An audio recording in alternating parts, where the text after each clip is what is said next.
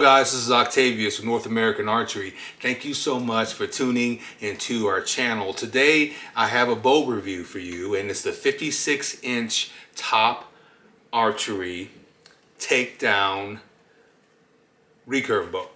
Now, the thing is I'm not able to shoot outside because the winds are so high right now in my area in Texas that it's not even worth trying to shoot the audio. I want you to be able to hear me. So I'm just doing it inside of my house today. But let me tell you something. This bow right here is at a price point that is very hard to even think about passing up. You can find these on Amazon. This is the first time I bought a bow this inexpensive in my entire life. It was like $68 and some change shipped to my door. And so I just wanted to give it a shot because there's so many people that have messaged me on YouTube, as well as people that ask me in general in my life at work and different places, because they know I'm big into traditional archery. What is a good entry-level bow I can get into? And so this year I vowed that I was going to try to take the plunge and try to shoot cheaper bows and try to see what is the bare minimum that you'll need to get into shooting traditional archery. Well, this right here is a bow that so far overall seems to be okay, but I want to show you right now the unboxing, and then we'll go into the actual review. Go ahead and look at the unboxing. Okay guys, let's do this unboxing real quick and see what's in this. The box is pretty simplistic, not a whole lot there. I mean, you're not expecting a whole lot when it comes to a budget bow in the first place.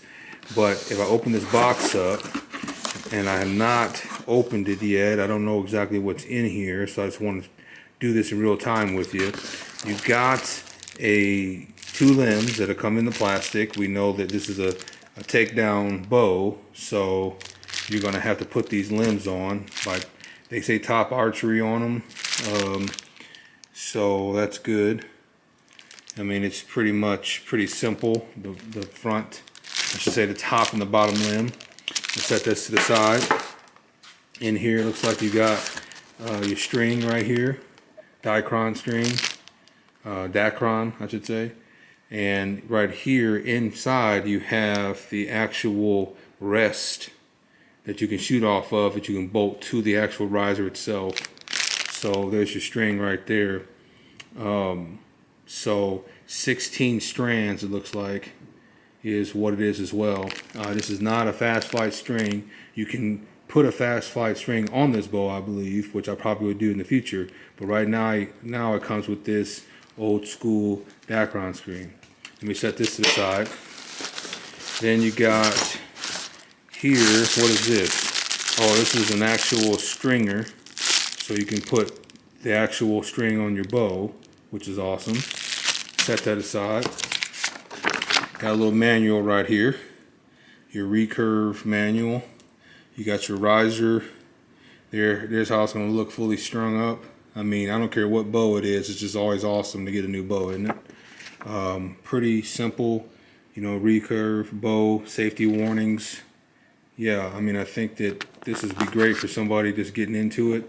Let me go ahead and open this up a little bit. So here's your actual manual that shows your recurve bow.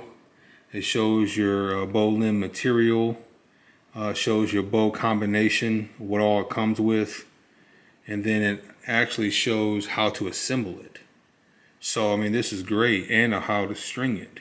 So overall, I think that this would be great for somebody just getting into traditional archery, trying to figure out what in the world to do in this sport. So that's great, you know. And then here in this bag, try to do this one-handed, should be the riser, and it has a lot of cushion in here.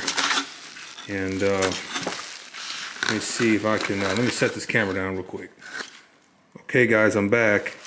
You see this right here? Inside this is your riser and that bubble wrap that was in that bag, and here's the actual riser itself. So grip is decent. You can see that it's cut past center. there in this hole right there where my thumb's at, right there, should be where you can put that rest at. You can shoot off the shelf, which is great if you want to shoot veins off of it. I've never had a metal riser, believe it or not. That's another thing I'm doing here. Since it's an inexpensive bow, I think it'd be fun to play around with it and do different things with it, especially teach people how to shoot and so forth. But there it is. There's your riser right there. You got a bolt right there for the top limb, a bolt and a washer and a spacer for the bottom. But your grip is a rubberish grip, it looks like. Looks like you can change it out with that Allen key. Don't know for sure, but you might get different grips to put it on here. Top Archery right there. So let's get this strung up and see what it can do. Okay guys, so that was what the box had in it. I just wanted to show you when I first opened it up, my initial response to what I found. It is not like a custom bow. It's not like a high dollar manufactured bow. This is a very cheap, inexpensive bow. But when you're first starting out in traditional archery, you might want to get into something with this type of price point because you want to make sure that it's something that you enjoy doing before you go out and you dump in $2,000 or $1,500 or $1,200, $500 into a bow that you may not want to shoot long term. So a couple things about this bow. This bow right here, let me show you tip to tip, is not that long of a bow. Look how short that bow is. This is literally a 56-inch long recurve. Now, the beautiful thing about this is that it's got a 17-inch metal riser, as you can see right here. Okay, it is cut past center, so it's going to be easy to tune arrows. It has multiple different places on here to mount sights. You can mount probably whatever type of sight you want to put on here. If you want to do that, I probably won't. You can put stabilizer on here as well on the front. I got it set up obviously for shooting split finger, but you can put it 3 under or whatever you want to do. You can use a release on this bow. It came with a actual place where you could put in a rest, but it snapped off as soon as I shot one arrow off of it. And it wasn't even worth it anyways because I probably wouldn't use it. But it was definitely something that you can do on this bow. You can put a sight on this bow, or you could put a special rest on this bow, a plunger, whatever you would like to do. It came with a Dacron string on here, and it's okay. I mean, I'm going to shoot it a little bit more, but I'm pretty sure that if you wanted to get into traditional archery and try something out, this will be fine for you to learn on for sure. It's 50-pound bow at 28 inches, and but what the beautiful thing about it all the way around is it can go up to a 30-inch draw length at 56 inches long. Guys, this is perfect for most bow hunters because you can get into a blind with this in a tree stand. You're not going to have to worry about hitting your limbs on anything. You're going to be able to do what you need to do, and it's not going to matter. I have accessories for bows that cost more than this bow, but I don't see anything wrong with this. I shot it a little bit today. I think overall it's going to work out pretty good for just messing around. Maybe go bow fishing with it, maybe go turkey hunting with it. I'm not quite sure, but I'm just trying to try it out. Probably do more 3D with this bow, set it up a little different.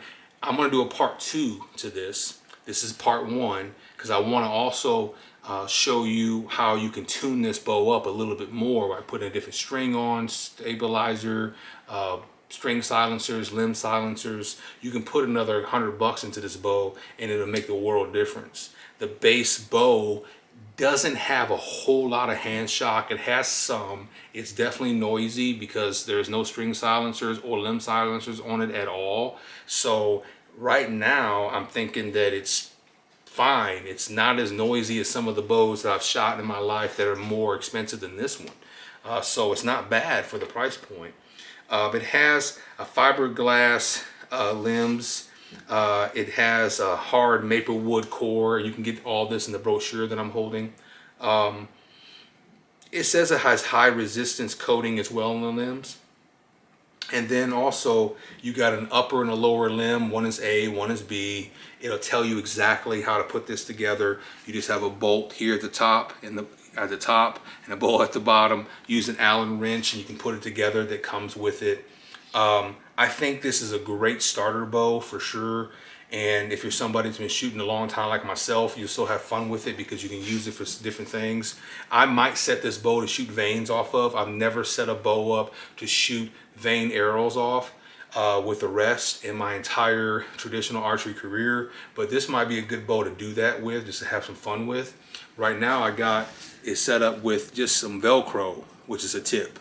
Get you some Velcro with a sticky back that has adhesive on the back, and you just put a rest like that on. Very cheap. You can buy this by the roll. That's what I put on the actual rest, and it seems to be working pretty good. So I think that overall this would be a good bow for somebody that wants to start out in traditional archery, or just wants to, like I said, get something to play around with, you know, shoot vanes off of it. You might want to go bow fishing, 3D shooting, just having a bow set up to do different things with, and not necessarily worry if you get it beat up a little bit, or if you drop it in the water or whatever. You're not going to worry about it because the price point is so inexpensive. It shouldn't be an issue long term.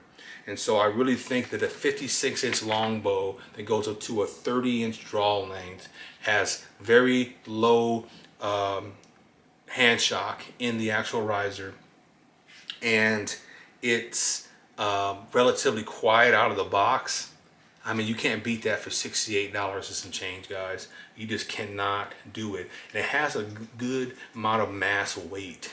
It's heavier than I thought it was going to be, for sure. I think that the grip also is, you know, pretty thin. If you can see that grip right there, you know, it has a little bit of palm swell in it, but not much. And I have big hands, and I can wrap my hands around this pretty easily, but it has a rubberized grip almost, but a hard rubber.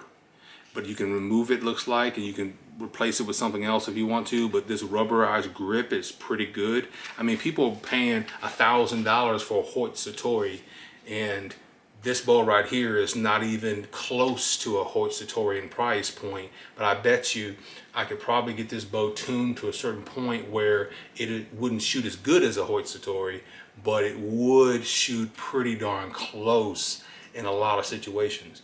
And so if you're really not experienced person with bows, you wouldn't know the difference if you shot either one blindfolded.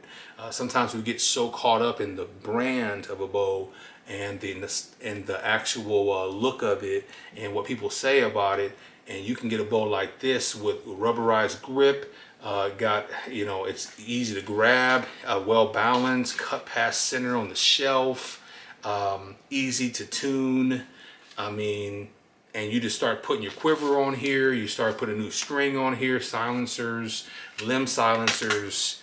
I mean, once you start really getting into this bow and get the arrows tuned to this bow that you're going to hunt with or 3D shoot with or what have you, you are going to have a bow that's going to last a long time just based on this $68 bow that you started out with versus getting into something that's $1,000 and then getting into it, doing everything to it like I just said, and then end up not liking it.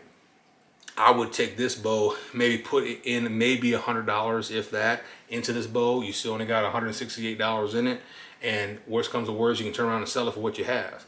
Versus if you get a brand new custom bow, or you go out and get a different type of metal riser bow that's $1,000. Some of them has $650 just for the riser. I mean, you don't want to do that, especially if you have not been in this for very long. So I wanted to do a video, a part 1 of this bow. As you can see in this video, I've shot it a little bit. I understand how it works. It's shooting pretty decent with the manufactured string, this Dicron screen. You know, I just got a knock put on it, put a little rest, and I'm just shooting right off the shelf, no issues. I mean, it's pretty on. Overall, I think it's going to be a keeper. I just got to tune it a little bit more, get the arrows that I want to shoot out of this. I just grab what was ever in my quiver and just start shooting it. You know what I mean? So that's kind of what it was. So I'm gonna probably start working on it a little bit off and on between when I get off of work and doing some things around the house to get it tuned to what I want. And then I do a part 2 to this, and then we'll go from there and we'll see how good this bow can really shoot. So guys, I wanted to do something a little different today and show you a budget bow from Top Archery that you could really get into. As you can see, you have a label of Top Archery on the back of this limb and on the front of the top limb, and it's all black.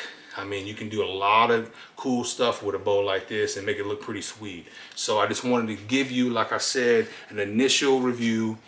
Part 2's coming. I appreciate the support. Thank you for your likes, your subscriptions. Continue to turn on your post notifications. And I want you to remember something. You don't have to get ready when you stay ready. All right, guys. We'll talk to you soon.